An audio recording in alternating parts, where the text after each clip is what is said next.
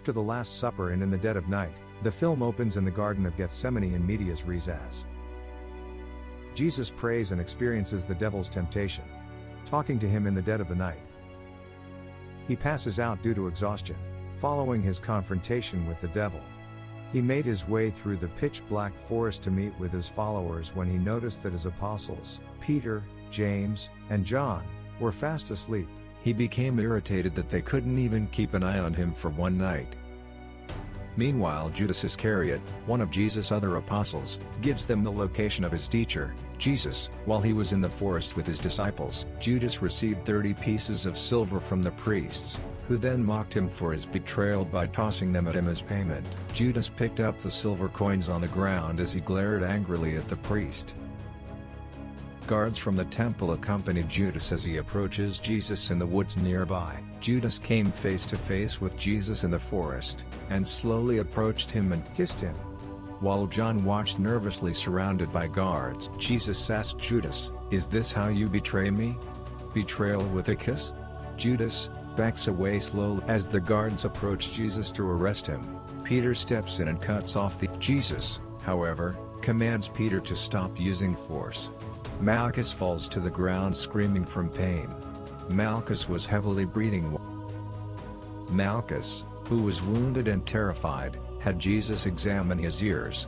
Jesus placed his left hand on the soldier's ear, while telling Peter to put his weapon down and not hurt the soldiers. With the guard still holding his weapon, Peter struggles. Jesus commanded Peter to lay down his sword and warned him that those who live by the sword will also die by the sword. Malchus was still shocked by how Jesus had cured his hurt ears as the soldiers continued their assault on him. He knelt there and stood by as the other soldiers captured Jesus. They chained him up and tightened the rope around his neck. The second guard lashes him with a chain as one leads him away by a rope around his waist. Mary, Jesus' mother, is startled to consciousness somewhere else. Mary rises, and Mary Magdalene follows her, both of them gazing at the entrance. When the door suddenly opens, John stutters tells them that the guards have taken Jesus. Jesus is currently being led by the guards while restrained in a dimly lit arcade. As he gets closer to the temple's rear, the high priest spreads his arms. Judas was slouched in the temple while holding the money. Jesus is in front of the high priest, who questioned him. "They claim you are a king, where is your kingdom, then?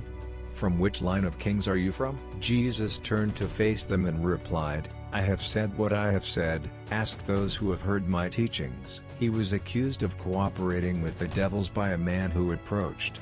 Another person claimed that Jesus claims to be the Jewish people's king. Another man claims that he uses black magic to heal the sick. Jesus bowed his head, after being accused, and was asked by the high priest, "Are you the Son of God?" While they were removing Jesus, Peter moves carefully away from the mob. He loses his head covering. People who witnessed him reported that he recognized Peter as a disciple. While the crowd continued to point at him as one of his disciples, teary-eyed and scared he denied it and ran away from the crowd. People were pulling him and pointing at him. A woman grabbed Peter as he was fleeing the crowd and urged that he is a disciple, which Peter again denied for the third time. Peter moved aside from the crowd while he continued to watch the guards beat and torture Jesus. When Jesus and Peter locked eyes, Peter felt so guilty that he had broken his pledge to follow Jesus wherever he went. He ran away in disgrace, pushing the crowd in front of him while running away with tears. He falls after John caught hold of him. He falls to his knees while looking glum. Approaches Mary's knees and prostrates. She reaches down to him, and he quickly raises his head. Feeling ashamed, saying he's unworthy for denying Jesus 3 times while people were pointing at him calling him his disciple. He quickly stood up, and covered his hand on his head and ran away. The clouds have a gold color as the sun rises. Judas evades a pack of angry kids by running down a mountainside. Children crowd around Judas as he stumbles. They knock him back down as soon as he stands up. Judas stumbles and the children swarm over him. He falls once again while attempting to flee. Children circled, shout and point as they crowd around him. He falls on the dirt while the children kept pushing him. The devil kept watch him struggle. Judas holds his hands over his ears as the young people spit on him. The demon continues to watch. Judas slumps to the ground while shaking.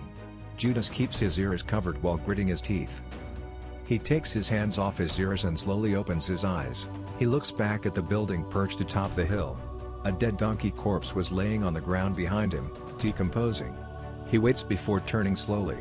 Maggots wiggled on the decomposing flesh of the carcass while hundreds of flies swarmed about.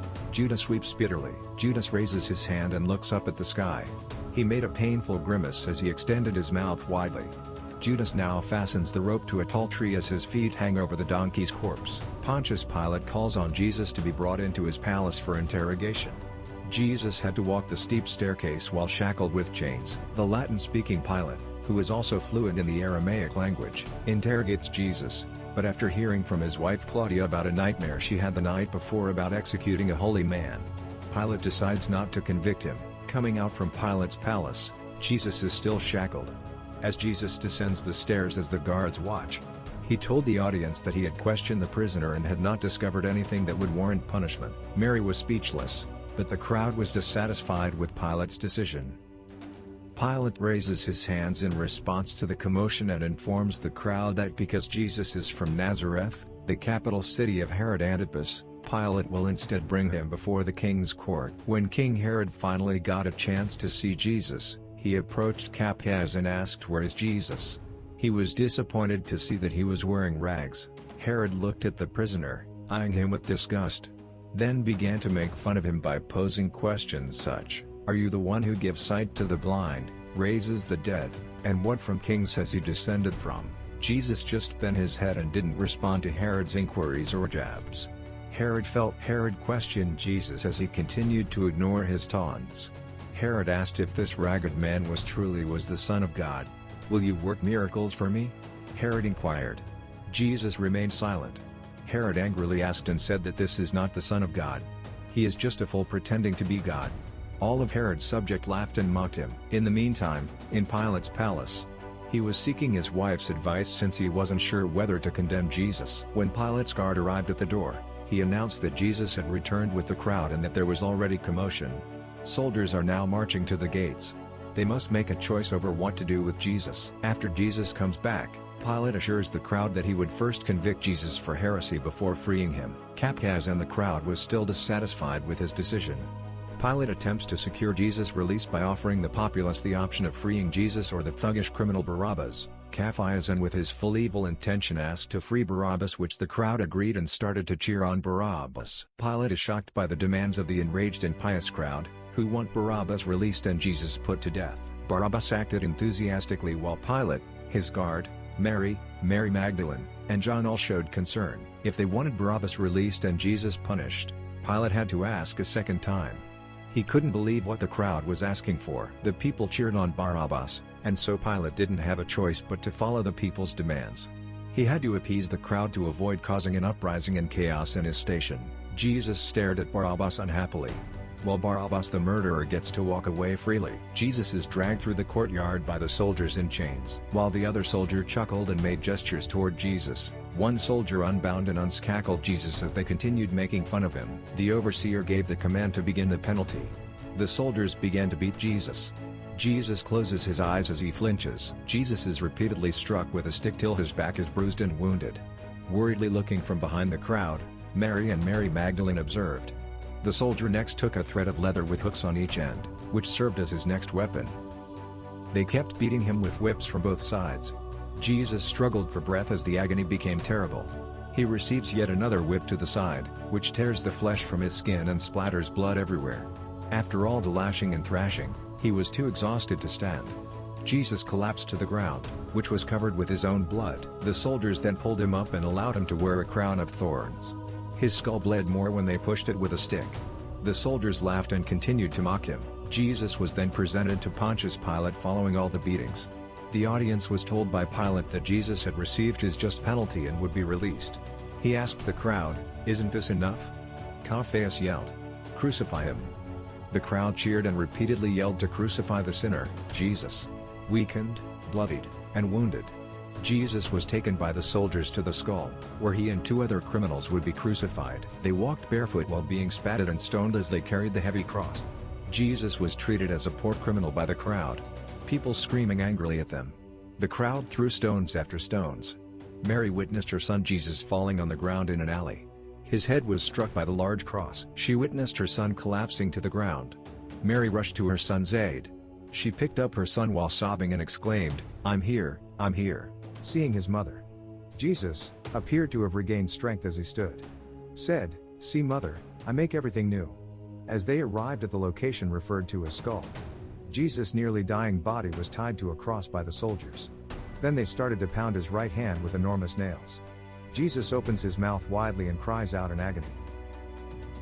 Mary knelt by his side and witnessed as the soldiers hammered his right hand with yet another nail.